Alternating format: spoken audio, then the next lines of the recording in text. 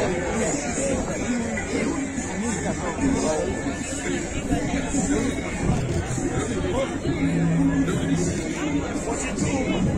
name is Gabby. Her name is Gabby. Yes. And